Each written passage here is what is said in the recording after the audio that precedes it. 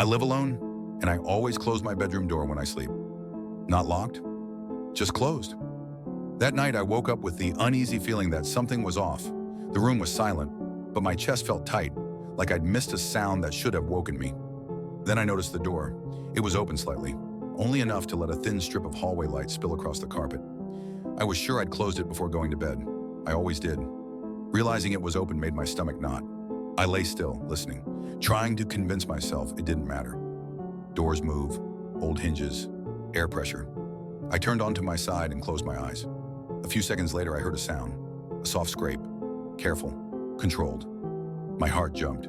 It came from the hallway. I held my breath, suddenly terrified to make any noise. Another scrape followed, closer this time, slow, deliberate. I stared at the line of light under the door, watching the shadow shift as something passed in front of it. Then the sound stopped. The silence felt heavy.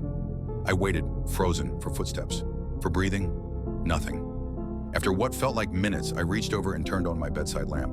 The room filled with light. My door was now fully open, and sitting just inside the doorway was a chair from my kitchen. It was positioned neatly, facing my bed.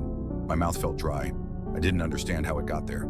The carpet was undisturbed. There were no marks.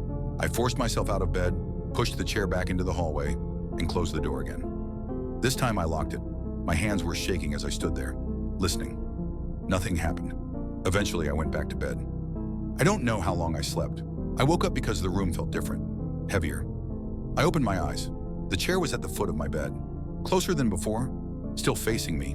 I was petrified. I couldn't move. I stared at the chair. Then the bedroom door slammed shut. The sound echoed through the room. I lay there in the dark, staring at the door, knowing I wasn't alone anymore.